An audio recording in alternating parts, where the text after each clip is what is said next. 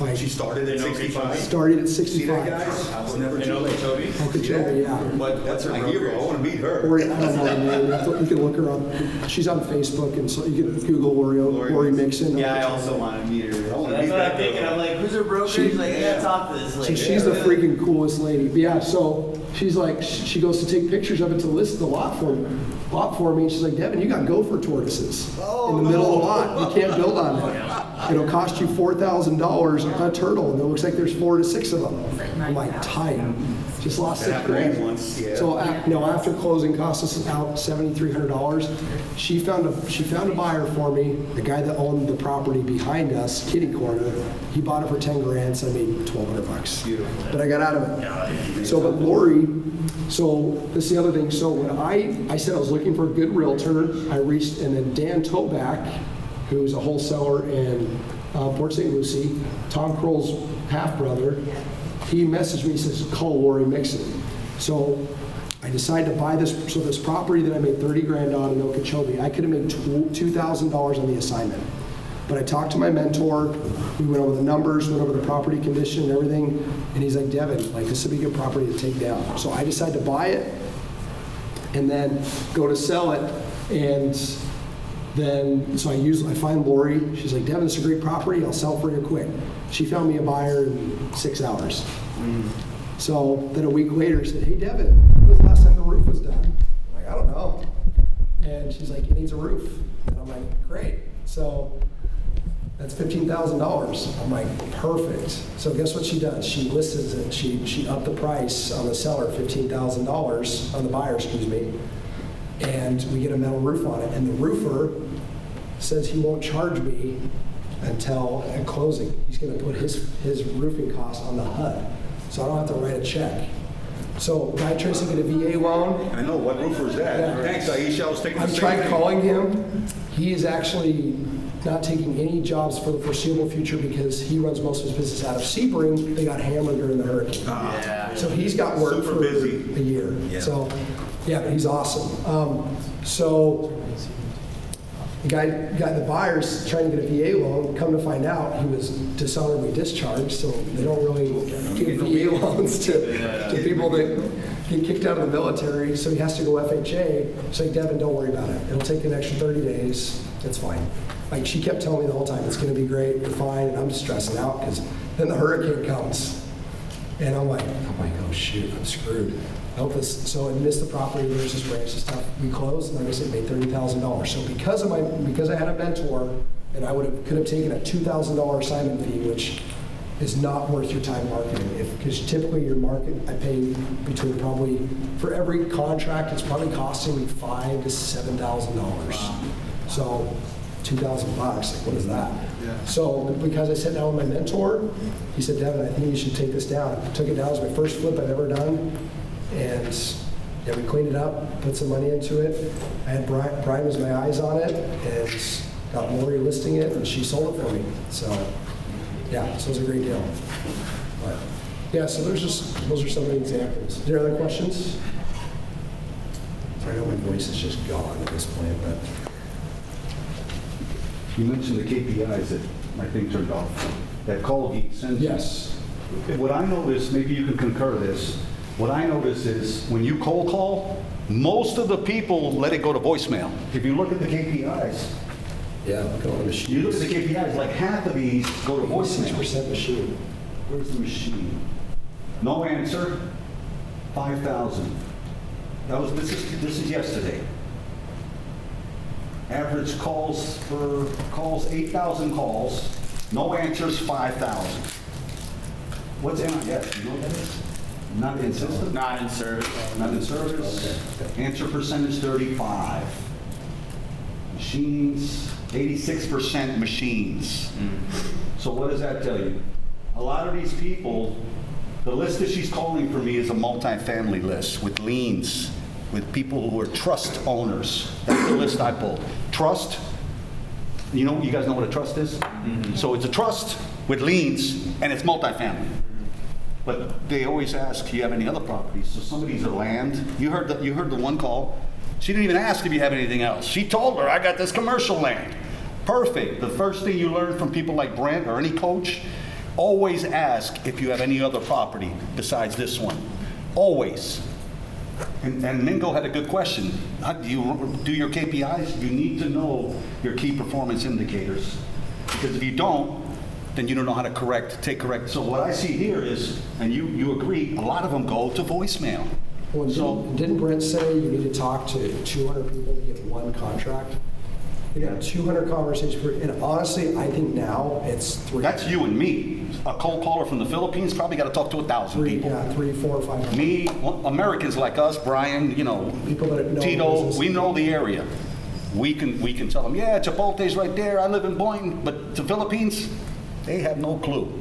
So we're better to convert because we know the area, we speak perfect English, and we can build better rapport. Yeah. But yeah, We can so there it is. negotiate, we can that's the beauty of I've been over, I'm part of over 700 deals. Because like I said, I work for a company that's buying 10 deals a month. And I worked for them for 3.5 years. So I was doing deals with realtors, direct sellers, commercial deal, all that stuff. So it's like I can get on the phone and I can get I've plenty of times I've gotten on the phone and I've gotten a contract in the same conversation. So cold callers can't do that. So yeah, so that's why, Matt, you asked, what do you start with? Get on the phone and freaking talk to people. Yeah. Make money, reinvest it back into your business, and build a team around it. Yeah. So, I Yep. love that. anything else? Yeah. So, this is something personal that I encountered. So, how would you go about making an offer on like a motel slash restaurant where it hasn't been in business? And, the offers are based on revenue, right? Yeah. So, it hasn't been in business for like, let's just say over 20 years. Okay. And there's no I guess, it's on like a 2-lane road in the middle, kind of in the middle of nowhere. Like, Do you have a buyer for it? No, I don't have. Do you know what to offer on it? Or do you know what, Yeah, I'm saying, like, how would you go about making her offer? Because she wants kind of like tax value almost. And so, most cases, if you can get tax value on it, it's probably worth it. But I would find a buyer. I would skip trace buyers in that area. Because, like, dude, I've never done a motel slash restaurant. If it hasn't been open in 20 years, it's probably needs to be torn down. You're probably buying just the land value. but the structure of it, it's still like, still looks good. The what area? Can you give me a Like, it's near Okeechobee. Okay. Yeah, I would skip trace buyers and see, like, because you don't want to get a contract and you can't find a buyer. That's the worst part. So, like, I got an example. I got a deal. Rich has been trying to help me with it. That Jupiter deal, Which one? the one for Vernia, that worked for 300,000 or 314. I can't find a buyer for it. I'm too high. I think value's It's probably priced a little 380, high. 390, and needs probably 60 to 70 repairs. So, There's somebody in there, right? yeah, there's sellers Okay, in so it. again, I'm not trying to usurp you. You mentioned something. I'm going to tell you what I think the problem is. Can I interrupt real quick? Yeah. I just want to say goodbye to everybody. Thank you so much. You did a great job. Later. Okay, so I'm going to bring an example with Mingo that I just disposed a deal for Mingo, and I'm going to answer the question why I think the Jupiter deal is not selling. Mingo just got a property in Boynton under contract, and when he told me the address, I'm like, Mingo, I know that property. I've been inside it. Another wholesaler had it like a month ago. My buyer went to look at it, and there was a tenant there. And I talked to the wholesaler, and he told the owner, I don't know, you can ask the tenant if she'll let you in. So my buyer's sitting with me, and he's a repeat buyer friend of mine. And Patrick's like, you gonna door knock her? I'm like, yeah. And he just started laughing because he didn't think, Mingo knows me. I'm like, hey, how you doing? Clarice? I called her by her name. The owner told her, how you doing? My name's Rich. I just want to take a quick look at the properties. That's okay. I'm working. I work out of my house. She was like a 30-year-old African-American. She could have been my daughter. And I'm like, you know what? I have an African-American granddaughter, okay? So I'm like, I just want to take a quick look. I really appreciate your time. And Patrick's like looking at me. She let us in. Patrick liked it, but he couldn't guarantee it was going to be vacant at closing. So Mingo calls me, 160, blah, blah, blah. I'm like, 160? I know that address. And sure enough, same house. And he said, this time it's vacant. I said, you mean Clarissa's gone? He goes, yeah. I called Patrick. 5 minutes, we both were there because I live in Boynton. He works in Boynton. We're there, vacant. He looked around. I'll take it. I called Mingo. Mingo's like, there's liens. Liens? Liens can kill a deal, but Mingo's on top of it, so I know he's gonna handle it. So we're under contract, but the reason I think that Jupiter deal, two things. The person living there, I can't get to buy it. People wanted to see it, but it's hard to get in, right? Yep. They're hoarders or something? No, it's not hard to get in. Nobody's just wanted to go because it's priced too high. Yeah. So the seller's sister's an agent, and she doesn't answer my calls. She texts me during the post, and now I can talk. I already emailed her a cancellation. Hey, look, I got to be at 250 on this house. Yeah. So, because I think it's a 380, 390 house best. It's an A-frame house. Yeah. And I got another example. I got a contract on a piece of land in January of last year, and Jose and Tito just closed on that piece of land along with multiple of the properties this lady owns. So I lost the deal. And I'm not mad. These Jose and Tito? Yep. So you're going back behind everybody's deals, huh? Look at these guys. They're beasts. So what happened is that this lady had probably, $500,000 in liens, code violations from multiple properties she owned between Riviera Beach and West Palm.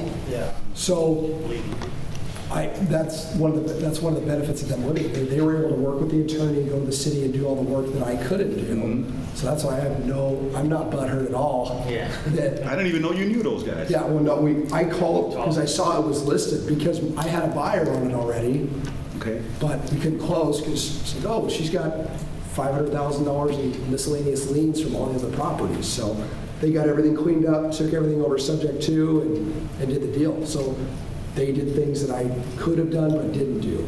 So yeah, I made a lot of mistakes this year. I probably left 6 figures on the table, but it's all about learning. And you talked about how to be successful in this business.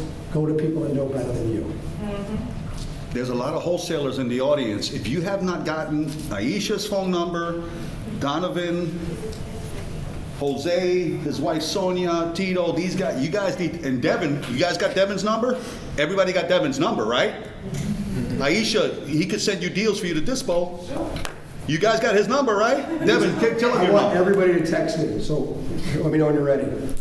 My number is 772. Let me know when you're ready. So my phone, Devin Hager is my name.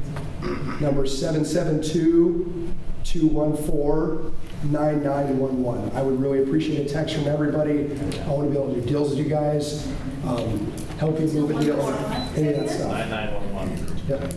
772-214-9911. Should we text you like what market we in? Just text me your info and tell me your wholesale. Yeah, put your market in. That's perfect. Yeah. How do you spell your last name, Devin? Hager, Hager. Hager. Yes, sir. And as you guys can tell, Devin's like struggling with a cold here, so I appreciate him coming. What he told you today, there's people I hired for 40 grand that didn't even tell me half of what Devin just told us today. So, I mean, Devin, you're incredible. Thank you. Thank you. And he came all the way from Utah. I may have not paid 40 grand, but I worked for other people for 5.5 years and did a lot of deals where I barely made 6 figures. You see, guys? I put in the time and the money to go that way. So Yeah. Yeah. Sometimes when you don't have the money, you got to do the sweat equity. Yep. Somebody asked, if you don't have money, you can go on Zillow. Everybody that's for sale by owner on Zillow wants to sell. A lot of them don't have equity. That's when Mingo and Tito and me and Devin come in because we'll tell them we can take over your payments and give you a couple of grand to move. But most wholesalers, if there's no equity, they leave. No equity, they're gone. People like the subject to people that know that, they can offer options. And now you created a rental property for yourself with very little money out of pocket, no credit check, no nothing. All you have to do is make the offer. And it's all about education. You gotta have knowledge. Real quick, one of the first sellers find subject to deals I did, this lady called us, she found us online, said, hey, so this was 2015 or 2016, she said, hey, my mom's got dementia, I need to move in with her. She's like, at the time, her house was worth $130, she owed $90,000 on it. So I remember her name was Candy, like, nicest lady. I go and sit down with her, and I'm like, you and I both know you owe too much in the house for us to be able to buy it, right? She said, yes. I'm like, but that's okay, because we have an alternative solution. I knew nothing about seller financing at this point. So one of my other mentors is Jason Lewis. He owns with my Cambright investor machine. where they do direct mail marketing. So he's one of the best investors in the country. They make probably almost $500,000 a month in their business, and just from doing direct mail for other people, and he makes $4 or $5 million for his company in Utah. So like I said, I've been fortunate here on a lot of good people. So he said, Devin, take over payments. That's what we'll do. So I said, well, I'm like, well, guess what we can do? Like, so her mortgage at the time was $500 a month, $500 a month, the PITI, and so you could rent it for probably $1,000, and now that house is probably worth $350,000. So I made $300 on commission on the house. I think somebody had a question back Yeah. there. What was your name? The guy with the jacket? I love your jacket. Thank you. What's your name? Angel. Angel. It wasn't a question, it was just an add-on, so I was just gonna say, like, for guys or people who haven't done their deal, to learn how to sell their finance, and all you do is, create the note with the seller. And it's more desirable sometimes for buyers as well, because the entry fee is really low. Yeah. It's very desirable. Yes. Yeah. So if you're just in the beginning stages, don't trade seller finance unless you absolutely have to. Get a cash contract. Either go through Pace's program, find Tito, Jose, Rich, me, they've done seller finance deals, or whoever. It's just, you don't want to create more chaos with the seller. Just try to get the properties for as cheap as you can. And Be careful, like I you don't said, want my the benefits of me working with other wholesalers, realtors, investors, has been everything to me. I'm an idiot. I don't know anything, but I know a lot of people that know a lot of stuff. So those are the people I go to. So I call this guy. He's like Henry Ford, the guy that invented the car. Henry Ford knew nothing about cars, but he had a team of engineers that he pushed a button and they built the cars for him. I'm an idiot too, man. I got a team too. But you know what? I learn more from people that are in audiences like this than I do from all the gurus I've hired. Except for Pace. Pace is pretty amazing. 5,000 houses. I still couldn't write up a proper repair budget. There's no way I can do that. It's a learning process. Life is a learning process. Yeah. Armando. So I have a question. I have no clue anything about wholesaling. Okay. From the real estate side. So how do I get started? I don't even know. It's say this. I don't even know where the water is. He's an agent. Okay. Awesome. Well, you're in the right place. Keep coming to these meetings. That way. Talk to guys like Rich. Find motivated sellers that are willing to sell at a discount. And then you're a realtor. You know numbers. Call somebody like Rich. Say, hey, I got this house. Call me and say, hey, Devin, I got this house that the seller wants to sell. What would you pay for it? Exactly. Break it down for me. So some of the best deals I've done have been with realtors, because they call me, because I tell them, guess what I'll do? I said, I'll not only let you get 6% commission, if that's what they know they're going to pay, I'll split the wholesale fee with you as well. So then you will call me before anybody else, because most guys are going to offer you just 6%, but I'll split the assignment fee as well. So the realtor not only makes, in a 6% deal on a $300,000 house, they're going to make, 12 grand? Let's say my average assignment fee is $25,000. You're going to make an additional $12,500 on the deal. No, my question on that is, Yeah. when that happens, does anything have to go through the brokerage or no? So that's up to your broker, but some do, some don't. Yeah, it's how you Okay. structure it. Yeah, it's how you If structure it. it's off market. I write a JV agreement with the real estate investor. So when me and Rich do deals, I have a JV agreement that says Rich is going to make X amount of dollars out of the fee. I'm not gonna lie. All the terms you guys have been saying, I've been looking at A joint venture. So if Rich brings me a buyer on a deal, and if my fee's $20,000, but the buyer's going to pay a $30,000 assignment fee, Rich is going to get $10,000 of that. So I write up a joint venture saying, Treasure Palm Home Buyers and Rich Vidot, or Treasure Palm agrees to pay Rich Vidot $10,000 of the assignment fee at property 123 Smith Street and Boynton Beach at closing. And then I send that to title. They see a $30,000 assignment, and they see the $10,000 that's going to go to Rich. Get paid at closing. Broker doesn't get anything. And then if you have your commission on there, we put that in the assignment agreement as well, so the buyer knows, or the seller, depending upon how you have the original purchase agreement right up, knows that if you did a listing agreement, that they're going to pay 6% of their proceeds to you. So you'll get 6% plus the $10,000 or whatever. And just so you know, Armando, I've recorded the last 5 meetups that you missed. You go to Oasis Property Investments, Inc. on YouTube, and you just start watch. I got all the videos. I'm recording this one too. It's on Oasis Property Investments, Inc. That's my company name. That's my YouTube channel. And I record these, and I record some of the properties I get under contract. My walkthroughs are there. But Devin's is going to be here probably by the weekend. I'll have it on my YouTube channel. Yeah, and call, like I said, call me if you This got one, a, you last got a month, motivated seller, somebody that they're all on my wants to YouTube sell at a channel. discount. The entire speeches. There's also. My company name, Oasis Property Investments, Inc. OASIS Property Investments, Inc. Appreciate everybody texting me that did. Do you guys got my number, right? Everybody here, especially the new people? 561-702-5541. 561-702-5541. I'm like Devin. I'm a go-giver. Again, I'm not trying to usurp him because he's still speaking, but I'm a go-giver like Devin. Sundays I take the day off. After church, if you want to have a conversation, I help people on Sundays after church. If Armando wants to call me, I'll talk to you for an hour about wholesaling, 2 hours, whatever it takes until you get your head right. And I'm not going to charge you a dime. You get a deal, we'll work it together. That's it. It's that simple. That's what I would do. Like, I would not just seek for information. Like, information's nothing if you're not taking action. You gotta take have to action. take action. I was just gonna say on Armando on the question, like your commission and all that will be to your broker, but I would be very careful. Like the other half, the assignment fee, you wanna make sure that's a personal thing that you're doing, like a side business. Like an LLC. But I would still, under an LLC, so it wouldn't come back to you, but I would still not like go to your office and be like, oh my God, I just split an assignment fee and made $12,000. Because agents, everything's supposed